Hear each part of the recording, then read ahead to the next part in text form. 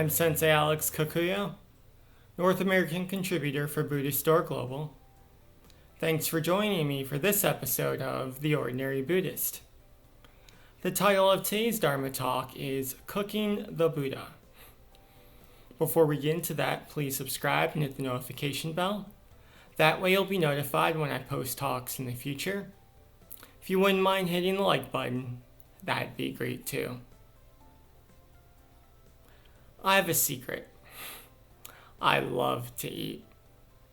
Ever since I was a kid, the one skill I've always had is that I could clear my plate, no matter what was on it.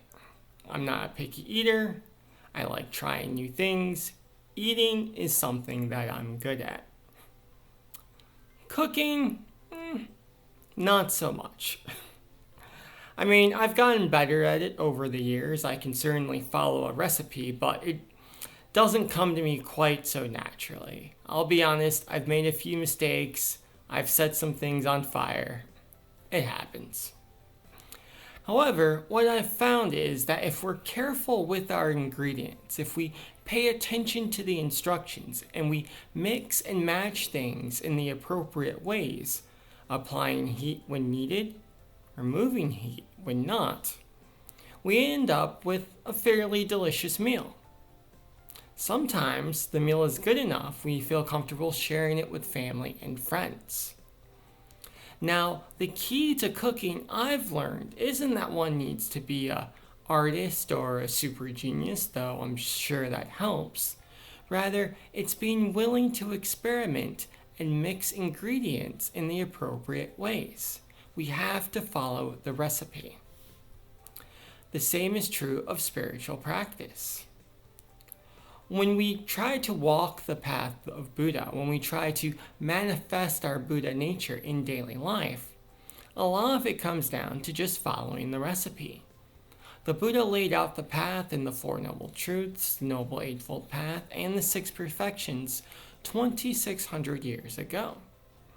You would think the path to enlightenment would be easy. We just need to follow instructions, and yet we all struggle. Why? Well, we struggle for the same reasons that I occasionally burn food. I get distracted. I think I know a better way. I just don't feel like doing it, so I don't put forth my best effort, and suddenly the meal isn't so great. The same thing happens with spiritual practice. We don't feel like doing it. We don't have faith in the process, and as a result, we do not follow the path as it's laid out for us. We don't follow the recipe, and so we do not find the Buddha. However, if we're willing to put our egos aside and hold to the precepts and the Noble Eightfold Path, then wonderful things can unfold. If we're willing to sit without moving on the cushion, focusing on our breath, as the Buddha did 2,600 years ago, we will find the Buddha in the same way that a chef finds a terrific meal. We don't have to kill the Buddha when we meet him on the road. We just have to cook him. Amitabha.